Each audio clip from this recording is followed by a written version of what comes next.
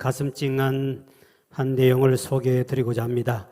용인에서 서울로 직장 가는 사람이 아침 이제 직장 가서 버스를 탔는데, 그런데 얼마 안 가 산 정류장에서 할아버지가 한 분이 타셨습니다. 아마 손주나 자녀들 주려고 두 보따리를 이렇게 들고 차에 간신히 올라왔습니다. 그래 가다가 조금 얼마 안 가서 급정거를 하자 사람들이 전부 다 기사 쪽으로 얼굴을 다 쳐다보았더니 기사하고 그 할아버지하고 말다투는 소리였습니다. 할아버지, 차비가 없으면 빨리 내리세요. 내리라니까요. 그러니까 할아버지가 아마 본인이 이 짐을 가져오느라고 아마 그 돈 지갑을 못 챙겼던 모양이에요. 아무리 찾아봐도 돈이 없으니 뭐 어쩔 줄 몰라가지고 한 번만 좀 봐달라고, 내가 이렇게 돈을 준비하면 한 번만 좀 봐달라고 사정을 해도 기사는 안 된다고, 그냥 차비 없이 타는 사람은 안 된다고, 내리라고 막 이렇게 이제 말을 하고 있을 때 많은 사람들이 보았기 때문에 그 앉았던 많은 그 버스에 탔던 승객들도 기사 좀 너무한다, 할아버지 좀 봐주지, 뭐 돈 몇 푼까지 저러냐, 그렇게 생각은 하고 있지 기사에게 직접 말한 사람 없지 않습니까? 그런데 갑자기 중간쯤 있던 어린아이 하나가, 어린아이 초등학교 다니는 여자아이가 뭐 가방을 들고 앞으로 가더니 턱 내려놓더니 막 머리 뒤지게 자기 가방을 뒤져요. 뒤지다가 돈 많은 짜리를 꺼냅니다. 그러면서 그 기사 보고 큰 소리를 칩니다. 아저씨, 앞으로 이렇게 불쌍한 사람 할아버지 타거든 공짜를 10번을 공짜를 태워주세요 하고 마늘을 푹 집어였습니다. 그러니까 많은 사람들 보고 가슴이 참 찡하고 그게다 또 부끄럽기도 하고, 세상에 저 아이가 가서 저렇게 한다. 그러면서 그 아이가 할아버지를 그 짐보따리를 들어서 옆에다 자기 앉은 자리에다 할아버지 여기 앉으세요. 그리고 자리를 양보를 해드립니다. 그리고 집사님이 마음이 참 너무 부끄럽기도 하고, 그래서 이제 내릴 때 이제 이분이 집사님이 자기 호주머니 돈을 몇만 안 되지만 그 돈을 그 아이가 너무나 고맙고 아름다워서 그 아이가 돈을 줍니다. 주면서 내리니까 아저씨가 아니에요, 받아가세요 그런데도 그런 집사님은 뛰쳐 직장을 갔습니다. 본인 직장 가서 가만히 생각해 보니까 참 그 아이 앞에 어른들은 참 부끄럽고, 그게 많은 버스에 사람들이 타고 서 있는 사람도 있는데 참 부끄럽다. 그리고 하나님 감사한 것은 저렇게 저 아이는 하나님 보낸 천사와 같습니다. 저런 천사와 같은 아이가 우리 한국에 있으니 앞으로 미래는 반드시 복받을 것 같습니다 하고 본인의 눈물 흘린 기도가 나오다라는 것이죠. 오늘 저와 여러분, 기성세대에 살아가는 저와 여러분들은 자녀들에게 형제들끼리 싸우지 마라, 오해 있게 지내라, 교통법규를 잘 지켜라, 어르신을 잘 공경하라 가르치는 사람들이요, 가르쳤던 사람들입니다. 그런데 우리는 실제로 삶 속에 보면 실천은 그렇게 하지 않는 것입니다. 아이들에게 교통법규를 지키라고 그렇게 입이 마르도록 가르치고 그렇게 강력하게 가르쳤던 엄마 아빠가 어느 날 신호등을 무시하고 막 길을 건너갑니다. 엄마, 신호등, 야, 이때는 그냥 건너가는 거야. 이때는 그냥, 애들은 헷갈리기 시작합니다. 이때는 그냥 건너가고 신호등 안 지켜도 되고, 그렇게 신호등 지키라 조심하라 했던 그 엄마 아빠는 어디 있고, 불법을 저지른 사람은 누구요? 가르치는 기성세대 부모였었죠. 그러니까 아이들이 어른들을 볼 때는 이해가 되지 않는 것이죠. 효도하라, 어르신 공경하라, 그리고 장례해야 된다 하고 다 가르쳤던 그 부모들은 어르신을 공경하느냐? 이게 아니더라는 것이죠. 말뿐이었습니다. 우리나라만 그런 것이 아니라 중국에도 그런 일이 있기 때문에 유튜브를 누가 하나 올린 겁니다. 잠깐 유튜브를 한번 틀어주시기 바랍니다.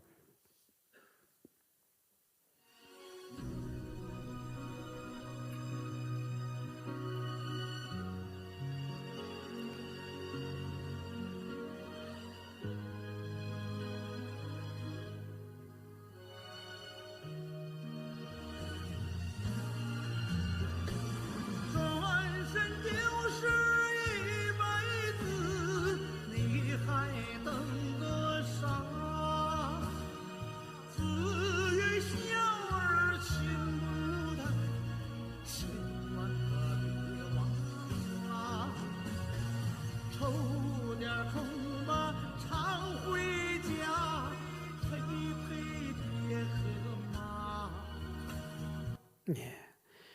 아마도 이 아이들에게 본이 되지 못하는, 참 오늘 한국 사람들도 이런 사람이 참 많고 참 아이들에게 부끄러운 우리 모습이 아닌가.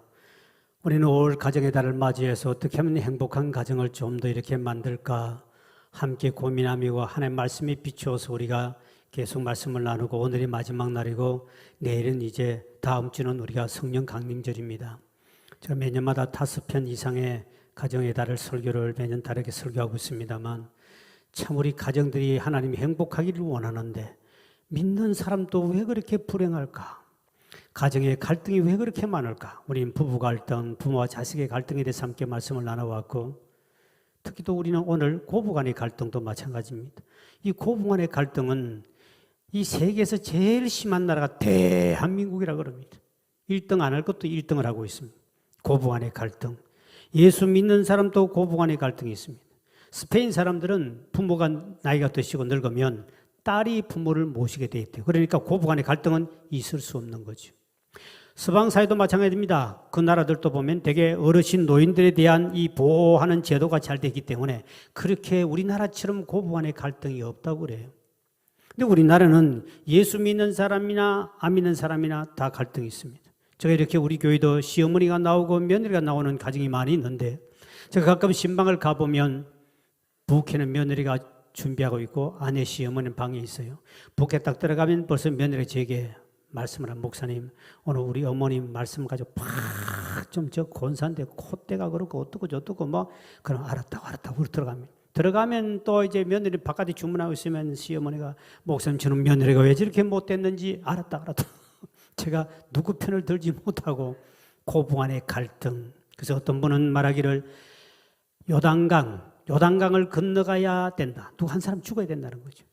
죽기 전엔 절대로 그게 아까워서 풀지 아니하고 큼한 고부간의 갈등으로 이렇게 고통 속에 있고 가정의 위기를 만나며 행복해야 할 가정에 이런 문제가 가정마다 다 있다는 것이죠. 그래서 어떤 사람은 시어머니의 관계가 안 좋기 때문에 이 며느리는 늘 부러워하는 사람이 딱 한 명 있다고 하죠. 우리 인류 조상 하와라는 누님 그 한 분을 부러워합니다. 왜? 그 하와는 왜 오래 살았을까? 많은 사람이 연구하기를 하와는 시어머니가 없어서 오래 살았다. 시어머니인 사람 빨리 죽는다는 거죠. 왜 그런 말이 왔을까? 시집살이가 고추보다 맵다는 말이 왜 생겼을까? 참 우리나라만 있는 말입니다. 이 고부간의 갈등, 이 풀 수 없는 정말 어려운 숙제 중에 하나지요. 그러니까 이 인류의 조상 하와가 오래 산 비결은 바로 그렇다. 제가 로마에 가면 유명한 화가들이 그 아담 하와의 그림을 이렇게 사진을 그려놓은 게 있습니다. 여러분 하와가 배꼽이 있을까 없을까? 생각 안 해보셨죠? 어떤 화가가 사람이니까 배꼽을 딱 그려놔도 그 비싼 작품을 취소됐습니다. 왜? 하와는 원래 태를 자르고 나온 것이 아니고 부모가 없었습니다. 하나님 직접 만들어졌기 때문에 이 배꼽이 없는 게 정상입니다. 그 뒤로부터 우리는 이 배꼽은 태를 자르는 그 흔적이거든요. 근데 그래가지고 이제 하와는 어떻든 간에 하여튼 위에 시부모도 없고 부모도 없고 그래서 그가 그렇게 오래 살았다는 슬픈 전설 같은 이야기인데 근데 우리 오늘 많은 교회 믿는 사람도 마찬가지입니다. 그래서 시어머니 관계가 안 좋은 사람은 하여튼 시자만 들어가면 알레르기 반응을 일으킵니다. 그래서 시청도 안 가고 시장도 안 가고 시금치도 안 먹고 심지어는 시편도 안 읽는다는 이런 슬픈 이야기가 이 교회 안에 돌고 있는 모습입니다. 얼마나 그렇게 징그럽고 그렇게 적어댔으면 고통스러우면 시자 자체 알레르기 반응을 일으킬까? 왜 그러면 또 부모들은 어떻게 그 며느리 그거 하나 딸처럼 사랑 못 해주고 꼭 그렇게 꼭 고추같이 맵게끔 고통을 줘야 하는 건가? 왜 존경을 못 받는가? 이게 이제 서로가 함께 우리가 풀어야 할 문제 아닙니까?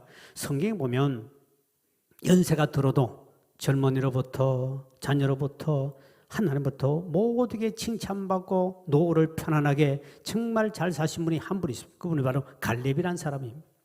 갈렙은 85세가 되었습니다. 85세가 됐는데 여호수아에게 찾아갑니다. 여호수아에게 찾아가 하는 말이 지금 저 전쟁에 내가 앞장서서 나갈 테니 나를 전쟁에 보내주시오. 젊은이들도 전쟁에 나가면 두려워가지고 벌벌 떠고 도망을 가는데 85세 된 이 거장이 나와가지고 내 저 최전선에 나를 보내주시오. 그럽니다. 그만큼 갈렙이라는 사람은 건강관리, 정신관리, 믿음관리를 잘했다는 것이죠. 그가 이렇게 뒤에 가서 전쟁에서 승리를 거둡니다. 그러고 난 다음에 모든 젊은이로부터 존경을 받을 뿐 아니라 그의 자손들과 그의 노후가 정말 하나님의 엄청난 복을 받습니다. 85세. 그 비결은 바로 뭐냐? 그분은 나이 45년 전에 40살 때입니다. 그때 하나님의 음성을 듣습니다.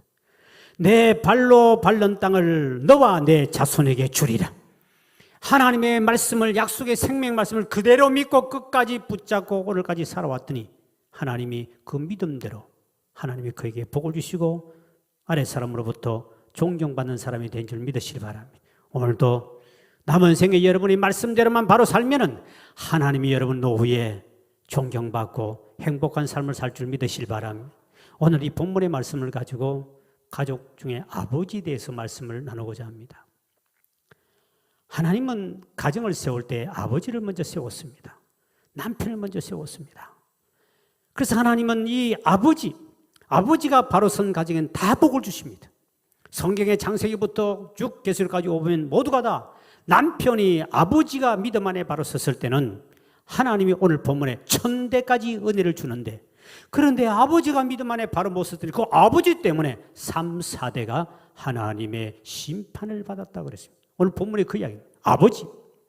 아버지가 하나님은 아버지를 복을 주었지 아내에게 복을 주고 자식 복 주기 전에 아버지가 바로 서면 하나님은 그 가정에 아버지에게 복을 주니 온 자손들까지 복을 받았다는 것이죠.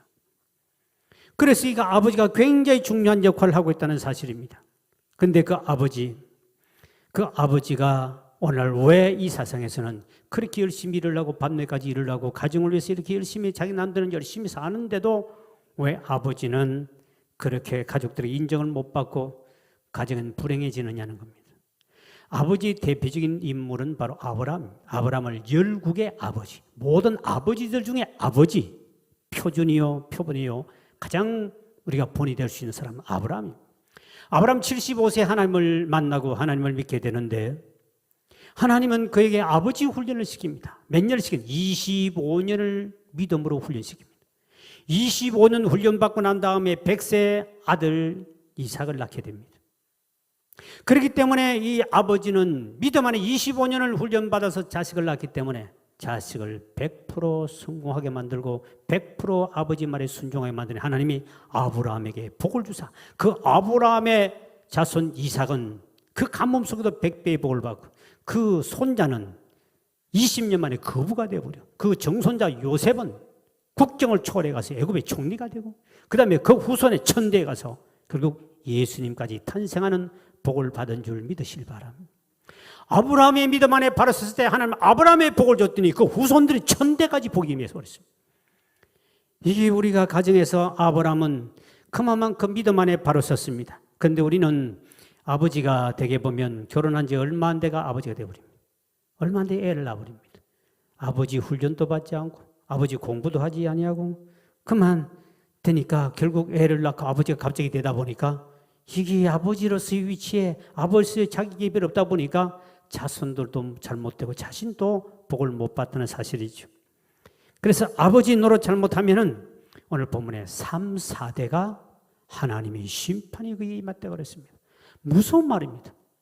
하나님은 아버지가 믿음 안에 바로 서면 1000대까지 은혜를 주니 이 얼마나 큰 복입니까? 그런데 오늘 많은 그리스도인의 가정, 안 믿는 사람에는 믿는 사람의 가정에 왜 3, 4대까지 그 저주가 그렇게 가정에서 떠나지 않느냐는 겁니다. 어느 집에 할아버지가 알코올 중독자인데 이분이 술만 먹으면 아내를 발길을 찹니다. 그러니까 하나는 얼마나 세게 찼던지 그 할머니가 이 발길을 허리를 잘못 차이가 허리가 삐끗하는 바람에 그 길로 할머니는 아이고 하고 허리를 굽혀가지고는 제대로 누워서 일어나지를 못합니다.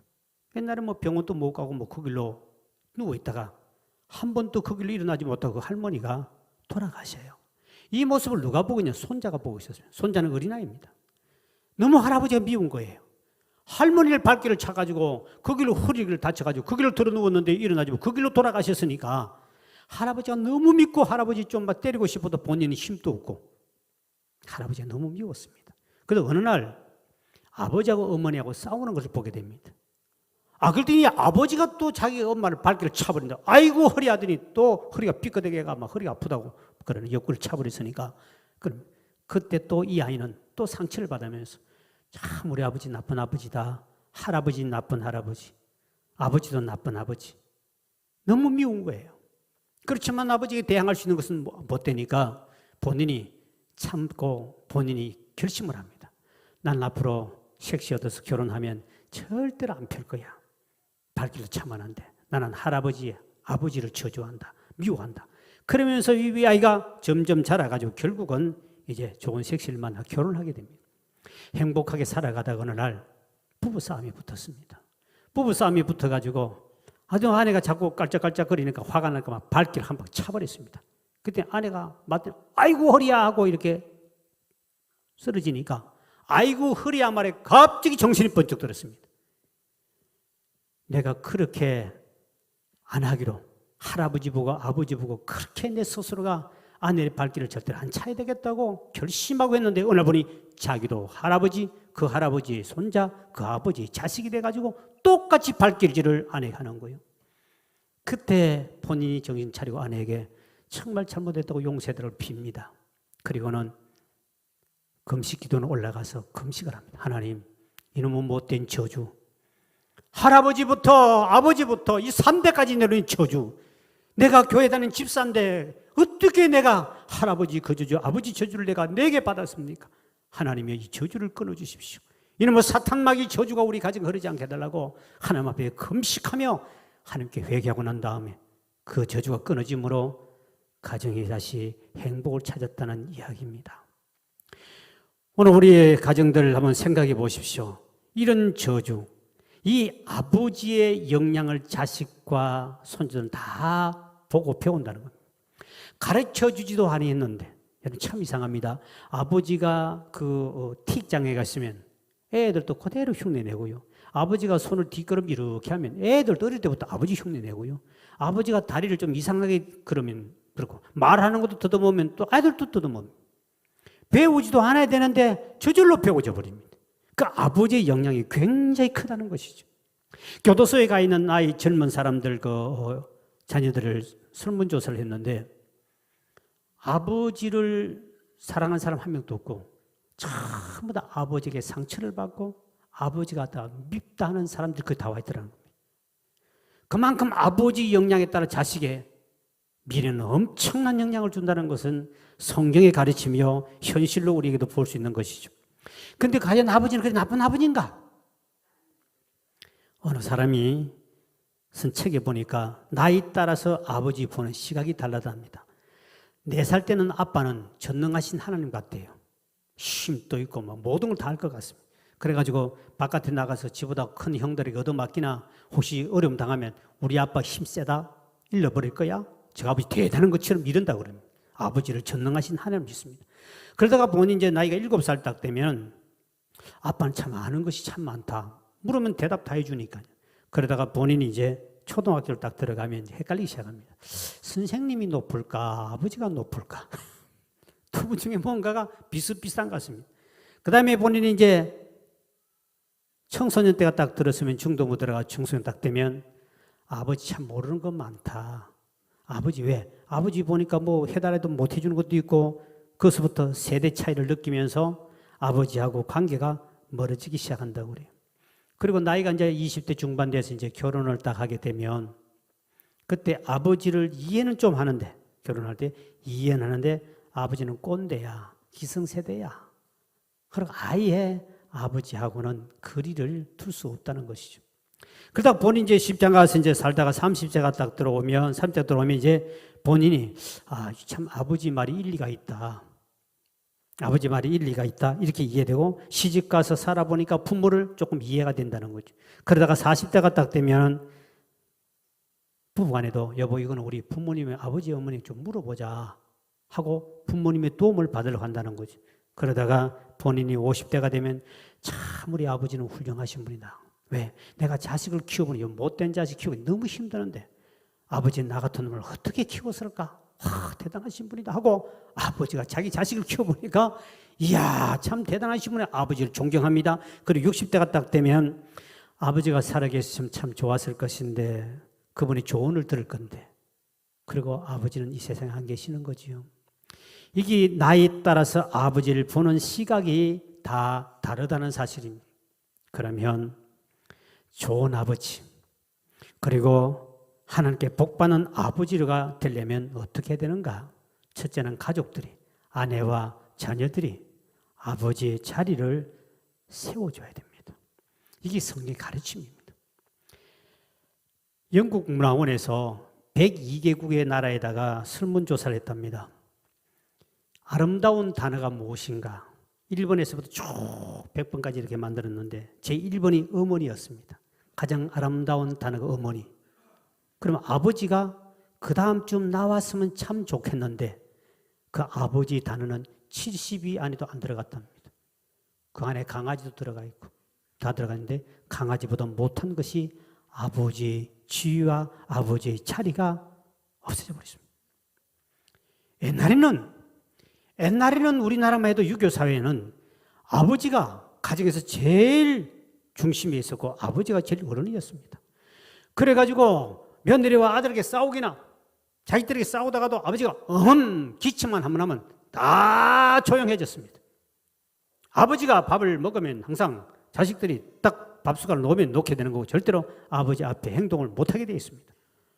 근데 어느 날부터 자식이 가정의 주인이 되다가 어떤 집에는 여자가 주인이 되어버린 가정이 많이 있다는 사실이죠. 성경은 분명히 말합니다. 에베소서 5장 23절에 말하기를 남편이 아내의 머리 됨이라. 남편이 아내의 머리야. 가정의 머리는 남편입니다. 하나님이 아담을 먼저 지으시고 여자 하와를 그 다음에 지었습니다. 인류의 역사 속에 하나님이 만들 때 가장 마지막에 만든 사람이 누구냐? 만든 창조물이 하나님이 여자였습니다. 제일 마지막에 만든 분이 여자입니다. 근데 하나님께서 이 남자를 세울 때, 남편을 세울 때 아버지를 세우고 남편을 세워서 머리를 세워놨는데 아내 되는 사람이 아버지를 남편을 머리로 인정하지 않는 때부터 가정은 불행해지기 시작하는 겁니다. 하나님이 그렇게 창조 질서로 하나님 질서의 하나님이기 때문에 질서를 딱 잡아놨습니다. 그런데 아내가 어느 때부터인가 아내가 남편을 지시하는 단계로 가버립니다. 이거는 하나님이 창조 질서를 무너뜨려 버렸고 하나님 앞에 축복을 거부하는 것과 똑같은 게 되어버렸습니다. 남편은 절대로 아내의 지시하는 말을 제일 듣기 싫어합니다. 그 명령을 하면, 그런 명령을 하면 남자들은 청개구리 씹보가 있어 더 반대로 해버립니다. 화가 난다는 거죠. 왜? 남자가 여자인데, 남자가 머리인데 머리가 지시를 합니다. 여자는 옆구리에서 만들었습니다. 돕는 배필로 만들었다고 지난주에 말씀했지요. 지시를 남자가 해야 되는데 여자가 남자를 지시하는 건 남자는 제일 싫어합니다. 남자의 세계에서는 달라요. 남자의 세계는 어디 가면 나이가 몇 살입니까? 몇 기생입니까? 그리고 뭐 학교 몇 회입니까? 이걸 따지는 것은 서열을 정하기 위해서 남자 정확하게 하거든요. 남자는 어디 가면 그부터 먼저 정합니다. 몇 살인가? 나이가 내가 많으면 형님 노릇 하려고 그러고 왜? 머리 노릇 사야 되기 때문에. 남자는 남자의 세계는 반드시 그 질서부터 나이 따지고 뭐 이거 학벌 따집니다. 이 머리이기 때문에 그렇습니다. 근데 가정에서 이 아내 되는 사람이 하나님이 그렇게 만들었는데 남편을 머리로 여기지 아니하고 그러니까 성경에 뭐라고 했느냐? 아내들아 남편에게 복종하는 것이 마땅하니라. 골로새 4장에. 마땅하다 말은 뭐냐니까 남편을 머리로 두면 네가 지시하는 거야. 네가 남편의 말에 복종을 해줘라. 남편은 어디서 사랑을 느끼느냐? 아내가 자기 말에 복종해 줄 때 그때 이 여자가 나를 존경하고 사랑하구나 그때 느낀다고 그래요. 아무리 진수성찬을 만들어 놔놓고 아내가 그렇게 남편을 대접을 잘한다 할지라도 남편의 말을 거기에다가 복종 안 해주고 반대로 그 역할하고 지시하면 남자는 그때부터 여자에게 마음이 전혀 가정에 대한 마음이 뜰 수밖에 없다는 거죠. 그래서 남자는 자기를 칭찬해주고 자기를 아버지를 세워주고 복종해줄 때 남편은 아내의 말을 들을 수밖에 없도록 하나님이 만들었다는 거죠. 여러분 우리가 왜 남편을 전도 못하느냐? 99%입니다. 그 이유는 아내가 남편 말을 절대로 안 듣는다는 겁니다. 복종 안 합니다. 남자들이 왜 아내를 교회 못 가고 폭행한 줄 압니까? 당신은 나만 좀 사랑해달라 이 말입니다. 근데 아내는 그걸 모릅니다. 왜 교회도 못 가게 폭행을 하고 폭력을 하느냐? 그 남자를 불러 이야기 물어보면 저 여자가요, 이것도 안 하고 저것도 안 하고 저것도 분명히 말이 나옵니다. 그 말을 안 들어줍니다. 그래서 성경에는 아내들아 남편에게 머리를 삼고 남편 말에 복종만 해줘봐라. 대개는 목사님 해봤는데요, 대개는 몇 번만 합니다. 그럼 남자도 알아요. 이 여자가 교회 가더니 뭐 잘못 먹었나, 왜 저렇게 순종 잘하지, 얼마 안 가겠지, 아 이게 아니네, 한 달, 두 달, 석 달 세월이 자꾸 가도 계속 복종하네. 그때는 남편이 저절로 아내 따라 교회 안 나올 인간은 한 명도 없다고 성경은 분명히 말합니다. 베드로전서 3장 1절에 보니까 아내들아 남편에게 순종만 해봐라. 그리하면 그 아내의 행실로 말미암아 구원받게 하려 함이라. 남편에게 네가 복종하고 끝까지 순종만 해주면 네 남편은 너 그 행실을 통해 네가 남편을 아버지로 가장으로 머리를 인정해주고 복종해주는 그 마음, 그 때문에 남편은 너를 통하여 구원을 받는다 그랬습니다. 오늘 여러분, 아내된 성도 여러분, 여러분들은 분명히 남편을 과연 내가 아버지로 세워줬는가를 한 번쯤 우리 생각해보고 가야 합니다. 이 하나님의 법칙이요, 하나님의 법입니다. 남자들은 하나님 그렇게 만들으셨습니다. 근데 아내는 우리 지난 시간에 배웠죠. 아내는 하나님이 남자를 돕는 자로 배필로 지었다. 지난주에 말씀을 나눴습니다. 연세대학교 교수였던 우리 박준서라는 그 교수님은 그 설명을 어떻게 했냐면, 박준서 교수님은 이 돕는다 하는 이 히브리 원어 에셀이라고 그러는데, 이 에셀을 어디다가 해석을 했냐니까, 하나님께서, 전능하신 하나님이 인간을 도울 때, 여호와는 나의 도움이시오 할 때 하나님이 전능하신 그분이 모든 걸, 인간의 문제를 해결할 그분이 인간의 연약한 택함받은 백성을 도와줄 때 도운다는 그 에셀과 같은 동의어로 썼다는 겁니다. 이 말은 하나님이 여자에게 남자의 모든 걸 도울 수 있는 능력과 엄청난 축복권을 아내에게 하나님이 주셨다는 거예요. 그 아내가 그 축복권을 받은 그거를 남편을 위해서 도우라고 줬는데, 여기서부터 이제 문제가 있습니다. 그 어마어마한 축복과 그 권세를 도우는 데 쓰지 않고 지시하고 명령하는데, 위에 올라가는데, 질서를 파괴하는데 크게 쓰다가 결국 하나님의 심판을 받습니다. 여러분, 아담 하와를 아시지요? 하나님이 아담에게 복을 주십니다. 아버지에게 복을 주십니다. 그 자손이 생길 때도 아버지에게 복을 주면 되는데 아버지가 잘못했을 때 무너집니다. 하나님은 아내에게 돕는 배필로 줘서 어마어마한 능력을 주었습니다. 그 어마어마한 능력을 준 그 능력을 가지고 선악과를 지 마음대로 따가지고 남편에게 강제로 먹여버립니다. 결국은 하나님이 심판을 내렸습니다. 어떻게 너 질서를 무너뜨리느냐. 그때 하나님이 아내에게 저주를 내렸습니다. 그 심판이 뭔 줄 압니까? 너는 자식을 잉태하는 고통과 자식을 할 때 해산하는 고통이 있을 것입니다. 두 번째 이유입니다. 두 번째는 성경에 이렇게 말씀하고 있습니다.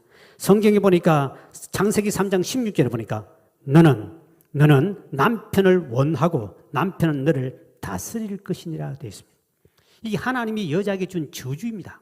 심판의 말인데 여자들이 이 저주를 자꾸 축복으로 알고 착각하고 살아가는 사람이 생겼다는, 그게 무슨 말이냐면은, 원래는 아내에게 어마어마한 능력을 줘가지고 남편을 도울 능력을 주고 하나님 앞에 남편을 바로 세우고 하나님 앞에 나가서 하나님과 교통하고 하나님께 복받아 남편이 우리 집에 아버지 가정으로 바로 서서 하나님이 아버지에게 복을 주니까 그 복을 누리도록 이렇게 해야 되는데, 이 아내 되는 사람이 그 능력을 이제는 하나님께 나아가도록 남편을 도와주는 게 아니라 남편을 네가 원한다, 남편에게 모든 걸 요구하고 있다는 거죠.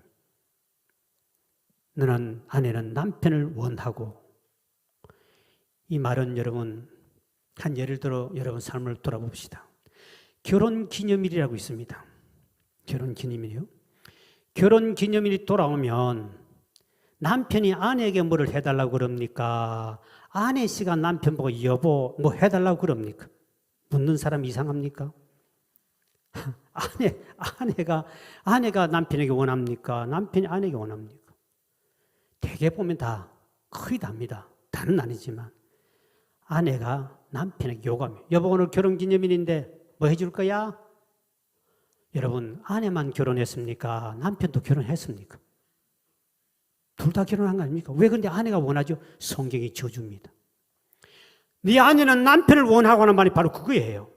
남편에게 원하는 건 남편을 도울 능력을 하나님이 아내에게 주셨습니다. 근데 그걸 원하는 겁니다.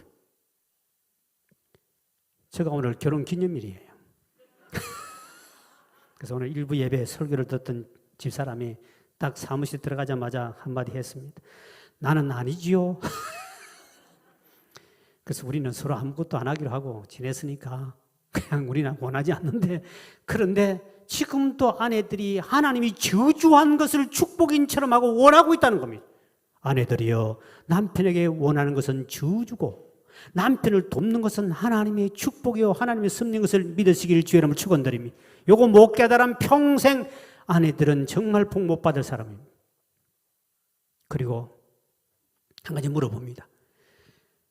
자, 돕는 자가 셉니까? 도움 받는 자가 셉니까? 전능하신 하나님이 연약한 인간을 도우시는 에셀, 도우신 그 하나님이 능력이 크십니까? 도움받는 인간이 크십니까? 도움을 주는 아내가 셉니까? 도움받는 인간, 남편이 센 겁니까? 헷갈립니까, 아직도? 그래서 남편들도 깨닫는 것은 아내하고 싸워서 이기겠다는 그 남편 진짜 바보 멍청입니다. 하나님이 절대로 이기도록 안 해놨습니다. 네 아내에게 도울 능력을 다 줬기 아내가 셉니다. 그러니 남자들이요, 절대로 싸우려고 하지 마세요. 남자끼리 싸우는 괜찮지만 아내하고 싸우는 사람은 가장 어리석은 사람입니다. 집니다. 말해도 지고요, 욕해도 지고요, 다 질 거예요. 하나님이 돕는 자에게 능력을 주었다는 겁니다. 근데 아내가 어마어마한 하나님의 복을 받은 거예요. 근데 지금 이제 하나님 저주가 임해가지고 너는 남편을 원하고, 이거는 저주의 근거니까 남편의 기대하는 걸 잘라버리십시오. 그거를 자르지 않으면 당신은 진짜 하나님이 원하는 축복을 받을 수 없다. 왜? 우리는 성경대로 살아야 복이 올 줄 믿으시길 바랍니다. 하나님이처럼 하나님은 남편에게 칭찬으로 도우고 그냥 격려하고 도우고 아버지로 세워주고 자꾸만 세워주면, 그런 복종만 했지만 남편은 엄청난 기분이 업돼가지고요, 생명 걸고 가정에 헌신합니다.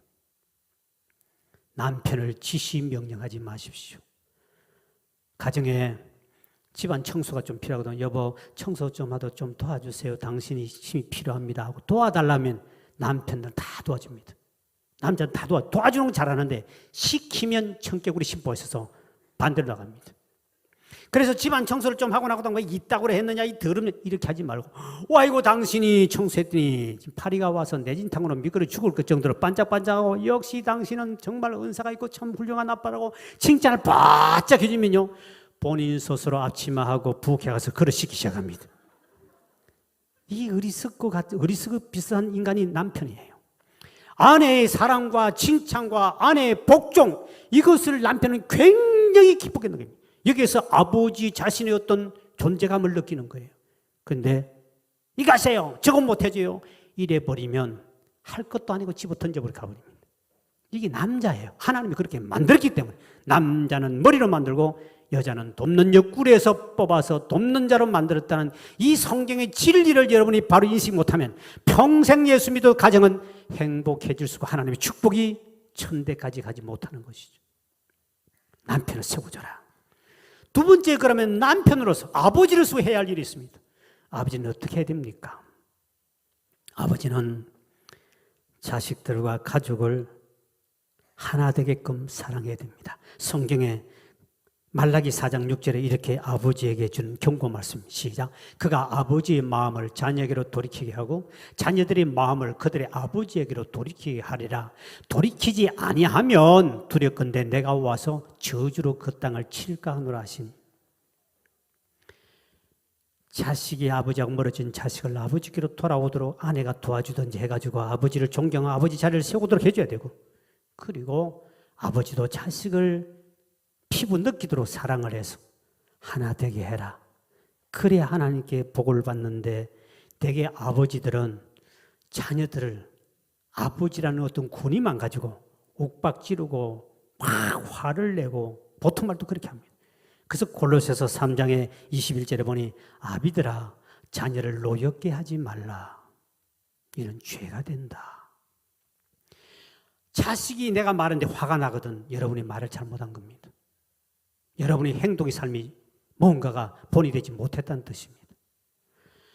자식이 화를 내게 하는 자체가 부모가 잘못한 거예요. 뭘로 화를 내게 하느냐? 무조건 갑질로만 내가 아버지니까 엄마니까 내가 한 소리 할 수 있지. 그거는 갑질이지 사랑이 아닙니다. 그래서 자녀들을 노엽게 했다면 그 부모가 잘못한 거예요. 죄가 지은 거예요. 그래서 이 부모와 자식 간의 아버지는 그 사랑의 관계를 만들려면 자식이 아버지의 위치를 세워줄 수도 하는 건 아내의 도움이 필요한 수가 없어요. 왜? 밥을 먹을 때나 모든 때라도 아버지부터 먼저 해야 됩니다. 자식을 자꾸 어떤 부부가 살다가 두 아이를 키웠는지 이제 유학을 보냅니다. 멀리 외국에 유학을 보내니까 엄마는 마음이 아파서 이놈들 어린 애들 보내가지고 어떻게 살까? 애 보내거나 막 가슴이 우울증이 찾아오고 막 불쌍해 보이고 눈물을 흘리고 있는데 아버지는 싱글벙글 하더래요. 그래서 누가 아니 당신 아내는 이렇게 슬퍼가지고 애 둘이 보내고 난 다음에 이렇게 정막하게 사는데 넌 뭐 그리 좋아 당신은 그러냐 했더니 이제부터 내가 아내에게 사랑을 받게 돼서 얼마나 감사한지 몰라. 그래서 여러분 남편은 여러분 집에 키우는 큰아들이라 생각하면 딱 맞을 거예요. 그렇게 대접해줘야 됩니다. 남자도 잘 삐지고요. 자식만 자꾸 이해하면요. 남편은 바깥을 돌 수밖에 없습니다. 자식이 아버지에게 자식을 위해서는 새벽에 밥도 해주고 열심히 잘 해주고 막 학교 늦게 와도 갔다 오면 간식 준비해 주는데 남편은 죽으라고 돈 벌어가지고 가장 완전히 지쳐가지고 터벅터벅 그날따라 좀 늦어가지고 밥도 못 먹고 집에 가서 먹으려고 왔는데 남편은 대우도 안 하고 그냥 애하고 들어가서 잠자고 당신 먹든지 말든지. 이러면 남편이 그때부터 아버지 역할이고 뭐고 애가 보더라도 우리 아버지는 나보다 못한 존재구나. 그러니까 애들이 아버지를 인정을 안 해줍니다. 아버지 자리를 빼앗겨버려요. 아버지 자리가 무너져 버리면 하나님의 축복의 통로가 끝나버립니다. 이것이 성경의 진리고 우리의 가르침이에요. 그러니까 아버지를 아버지에게 바로 세워줘라. 그건 바로 칭찬과 격려해주고 그리고 아버지는 반드시 자녀와 아내를 사랑해 줘야 된다. 아브라함이 아들 이삭을 모리아 산에 가서 번제를 드리고 묶읍니다. 아브라함 그때 110세가 넘었습니다. 아들은 한참 젊을 때 힘이 셀 때입니다. 아들이 일어나서 아버지를 제압할 수 있어요. 그런데 이 아들은 그대로 아버지 말에 순종을 조금도 두려워하지 않습니다. 변명도 하지 않습니다. 어떻게 그런 관계가 됐을까? 아버지는 이 아들이 어릴 때부터 아버지가 얼마나 자기를 사랑했다는 피부로 느꼈습니다. 그때 아버지를 100% 믿었습니다. 절대로 아버지 못 죽여. 왜? 내가 옛날에 넘어졌을 때 아이고 100세였던 자식인데 이놈아 이 피를 흘리면 어떡하냐. 아버지가 눈물 뚝뚝 흘리며 그 아픈 상처를 싸매주고 막 이러는 거를 너무나 알았기 때문에 어떻게 아버지가 칼을 찔러 나를 죽인다. 말도 안 되는 소리죠.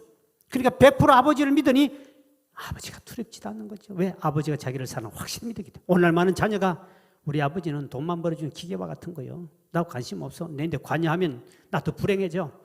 그래 엄마하고만 지내면 돼. 또 엄마하고도 안 맞으면 이제 가출하는 거죠. 이게 오늘 가정에 잘못된 것은 아버지의 위치를 세워주지 못한 누가 이겼냐? 중간 역할인 아내가 잘못하면 자식도 아버지를 무시해버립니다. 그러면 그 저주가 3, 4대 그 가정에 임하는 겁니다. 얼마나 무서운 저주입니까? 그래서 우리가 하나님 앞에 우리 살아가는 신앙인들은 아버지는 또 자식과 하나 되게 가족이 하나 되게 말 거 아니라 하나님의 관계가 회복되고 좋아야 됩니다. 그것만 바로 쓰면 하나님이 반드시 자녀들에게 복을 줍니다. 예레미야 선지자는 32장 18절에 이렇게 우리에게 권면해 주고 있습니다. 시작. 주는 은혜를 천만인에게 베푸시며 아버지의 죄악을 그 후손의 품에 갚으시오니 크고 능력이 있으신 하나님이시요 이름은 만군의 여호와시니이다. 하나님은 아버지가 하나님 관계가 좋으면 천만인에게 너를 통하여 복을 받게 하고 앞에서 우리 배운 거는 오늘 본문에 배운 거는 1000대까지 은혜를 베풀어 주시고 여기는 천만의 복을 주고 아버지가 바로 못 쓰면 결국 그 자손들이 저주를 하나님께 받더라. 오늘 우리는 성경대로 살아야 됩니다. 하나님이 가정의 질서를 잡아주기 위해서 하나님이 이렇게 바로 세워줬습니다. 옛날에 왜 아이를 낳습니까? 물어보면 대를 잇기 위해서 난다 그러는데 우리는 아버지로서 믿음의 대를 이어가길 주의 이름으로 축원드립니다. 그래서 하나님 앞에 아버지가 바로 성으로 말미암아 그 아버지를 통하여 축복이 천대까지 많은 복이 주겠다고 약속했는데 가정을 무너뜨리는 행위가 가족의 구성 요소였다면 이 얼마나 어리석습니까? 이제 여러분은 아버지는 하나님 내가 아버지입니다. 내가 믿음에 바로 쓰고 모든 가족을 사랑할 수 있는 힘과 능력을 달라고 기도해야 될 것이고 아내는 하나님 내 남편을 아버지를 바로 세우시고 자식들에게 아버지 위치를 바로 세워주기를 원합니다. 그리고 자식들도 아버지 위상을 바로 세워주셔서 우리 가정을 행복하고 건강해달라고 여러분 기도함으로 여러분의 가정이 좀 더 행복하고 천대까지 은혜를 누리길 주의 이름으로 축복합니다. 오늘 이 찬양하고 난 뒤에 함께 우리 가정을 놓고 기도한 시간 가집시다. 사랑은 언제나 오래 참고 온유하며 찬양드립니다.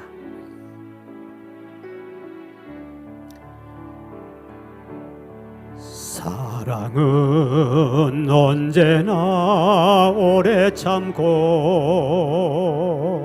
사랑은 언제나 온유하며 사랑은 시기하지 않으며 자랑도 교만도 아니하며 사랑은 무례히 행치 않고 자기의 유익을 굳지 않고 사랑은 속내지 아니하며 진리와 함께 기뻐하네. 사랑은 모든 것 감사주고 바라고 믿고 참아내며 사랑은 영원토록 변함없네. 믿음과 소망과 사랑은 이 세상 끝까지 영원하며 믿음과 소망과 사랑 중에 그 중에 제일은 사랑이라. 그 중에 제일은 사랑이라. 주여, 제가 아버지입니다. 아버지가 바로 설 수 있도록 제게 믿음과 가정을 화목할 능력을 주시옵소서. 주여, 내 남편, 내 아버지를 축복해 주시고 주여, 우리의 가정을 사랑으로 하나 되므로 행복한 가정을 만들어 주시옵소서. 합심의 삼은 통성으로 기도합니다. 사랑의 말씀 아버지 하나님, 우리에게 가정에 난 축복된 귀한 것을 주었지만 우리가 아버지 하나님의 바로 살지 못하여 가정이 아버지 하나님의 싸움터로 또 아버지 가정의 위기가 있고 어려움 고통이 있습니다. 부부 간의 갈등이 있으며 부모와 자식 간의 갈등과 고부 간의 갈등 때문에 가정은 불행해져 버렸고 사탄마귀가 역사하는 가정이 되었사오니 아버지 우리 모든 교우들의 가정을 지켜주시고 회복하여 주시를 원하옵고 주님 기도합니다. 이로 말미암아 사랑하는 우리 모든 성도들 아버지 하나님이여, 가정의 남편은 남편대의 사명을 감당케 하시고 주님, 제가 아버지입니다. 아버지는 아버지가 하나님과의 관계와 가족 관계를 잘함으로 말미암아 하나님이여 천대까지 은혜 베푸시마 약속하신 아버지여, 천만인에게 은혜 베푸시마 약속하신 아버지, 아버지 자리가 회복됨으로 말미암아 천만인이 복을 받고 천대가 아버지 복을 받는 역사가 나타나도록 은총 베푸시를 원합니다. 아버지가 바로 서지 못하고 아버지를 바로 세우지 못했을 때 3, 4대까지 하나님의 심판이 있다고 말씀했는데 여호와의 그 심판 때문에 우리의 저주가 끊어지도록 도와주시길 바랍니다. 반드시 우리의 가정들을 회복해 주시고 반드시 우리의 가정들의 아버지 건강한 정요 행복한 가정을 만들어줌으로 말미암아 진공계에 속한 모든 가정들은 하나님의 천국으로 만들어 주셔서 또 하나님 앞에 충성하며 헌신하며 모든 이웃들과 모든 사람들의 본이 되는 행복한 가정, 건강한 가정으로 만들 수 있도록 하나님 은총을 베풀어 주옵소서. 우리 하나님 반드시 지켜주시고 행복한 가정으로 만들어 주실 미사오며 예수님 이름으로 간절히 기도하옵나이다. 아멘.